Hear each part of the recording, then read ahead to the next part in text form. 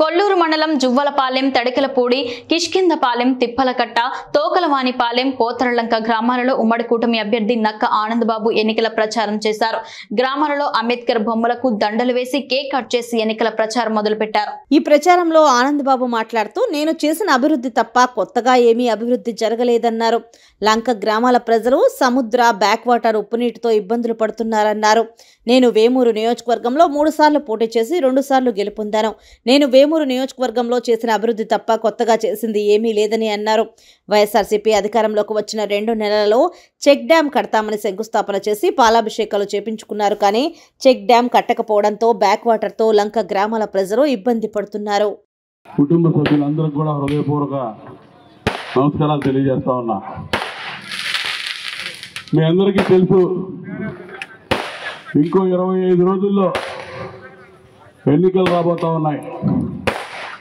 మరొకసారి చంద్రబాబు నాయుడు గారి ఆశీస్సులతో, పవన్ కళ్యాణ్ గారి మద్దతుతో తెలుగుదేశం పార్టీ అభ్యర్థిగా సైకిల్ గుర్తు మీద మళ్ళా ఎమ్మెల్యేగా పోటీ చేయబోతా ఉన్నాను.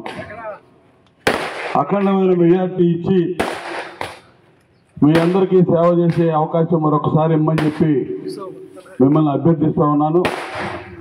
మీకు తెలుసు, గత 5 ఏళ్లలో జగన్మోహన్ రెడ్డి నాయకత్వంలో ఈ రాష్ట్రం ఏమైందో. అభివృద్ధి కార్యక్రమాలు కానీ, రాజధాని నిర్మాణం కానీ, అదేవిధంగా పోలవరం నిర్మాణం కానీ, జరిగే పనులన్నీ కూడా ఎక్కడికెక్కడ ధ్వంసం చేశారు. అభివృద్ధి అంతా వెనక్కి నడుస్తూ వెళ్ళిపోయినటువంటి పరిస్థితి. విడిపోయిన రాష్ట్రంలో అనేక కష్టాలు ఉన్నప్పటికీ చంద్రబాబు నాయుడు గారి నేతృత్వంలో రాష్ట్రం ఎప్పుడూ లేని విధంగా అభివృద్ధి పదంలో అడుగులు వేస్తూ ముందుకు సాగింది. అదేవిధంగా సంక్షేమ కార్యక్రమాలు, అభివృద్ధి, సంక్షేమం 2 కళ్ళుగా చంద్రబాబు నాయుడు గారు ముందుకు నడిపించారు. ఒక్క ఛాన్స్ అని చెప్పి అవకాశం ఇస్తే జగన్మోహన్ రెడ్డికి ఈ రాష్ట్రాన్ని సర్వనాశనం చేసి ఓట్లేసి గెలిపించిన ప్రతి వర్గాన్ని నట్టేట ముంచినటువంటి వ్యక్తి జగన్మోహన్ రెడ్డి అని చెప్పి మీకు తెలియజేస్తున్నా. తను నేరస్తుడిగా ఉండి 16 నెలలు జైల్లో ఉండి ఆ కేసుల్ని ముందుకు సాగకుండా అధికారాన్ని అడ్డం పెట్టుకొని అధికారాన్ని తన సొంతానికి వాడుకుంటున్నటువంటి వ్యక్తి జగన్మోహన్ రెడ్డి. తన మీద కేసులు ఉన్నాయి కాబట్టి ఎదుటాడు కూడా నేరస్తులని చూపించాలని ఒక తాపత్రయంతో చంద్రబాబు నాయుడు గారి మీద అక్రమ కేసులు పెట్టి జైలుకి పంపించిన పరిస్థితులు మీరు చూశారు. ఏ ఆధారాలు లేకుండా, ప్రాథమిక ఆధారాలు కూడా లేకుండా చంద్రబాబు నాయుడు గారిని జైల్లో పెట్టి సునకానందం పొందినటువంటి వ్యక్తి జగన్మోహన్ రెడ్డి.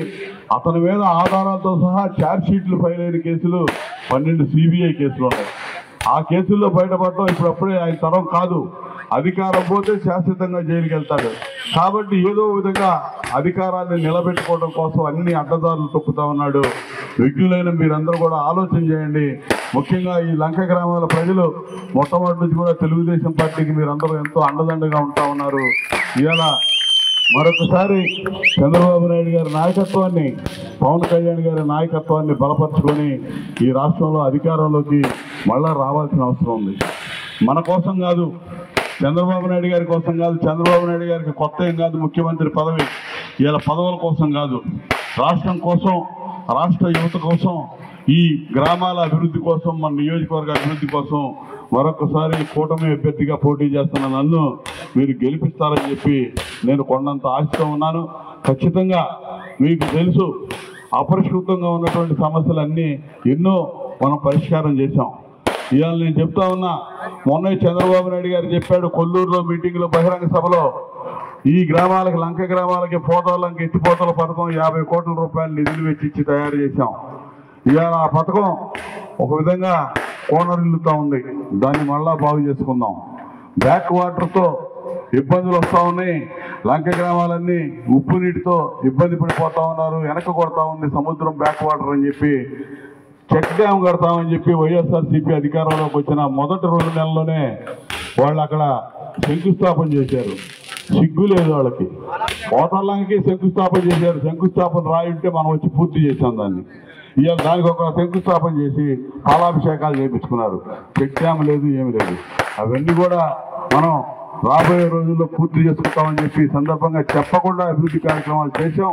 ఇలా గ్రామాల్లో కానీ, గ్రామాల్లో ఉన్నటువంటి పల్లెల్లో, ముఖ్యంగా దళిత వారిలో కానీ, బీసీ కాలనీలో కానీ సంపూర్ణంగా సీసీ రోడ్లు నిర్మాణం చేసుకొని గ్రామాలు పూర్తి స్థాయిలో అభివృద్ధి ఆ రోజున తెలుగుదేశం ప్రభుత్వ హయాంలో చేసుకున్నాం.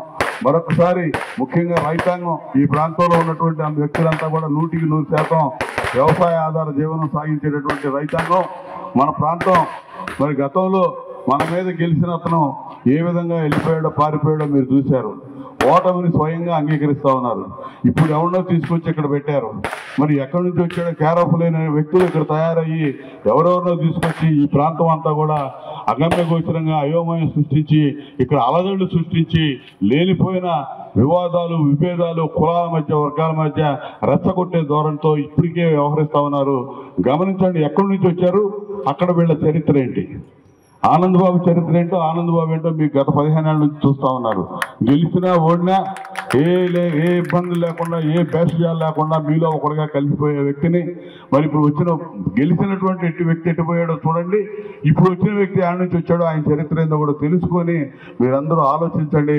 తెలుగుదేశం పార్టీ, జనసేన పార్టీ అభ్యర్థిగా పోటీ చేస్తున్నటువంటి నన్ను మరొక్కసారి మీరు సైకిల్ గుర్తు మీద ఓట్లేసి శాసనసభకి, అదేవిధంగా చెందేటి కృష్ణప్రసాద్ గారిని సైకిల్ గుర్తు మీద ఓటేసి పార్లమెంట్కి పంపించమని చెప్పి సందర్భంగా కోరుతూ మీ ఆదరాభిమానాలకి మీ అందరికీ పేరు పేరున ధన్యవాదాలు తెలియజేస్తూ సెలవు తీసుకుంటా ఉన్నా. Thank you.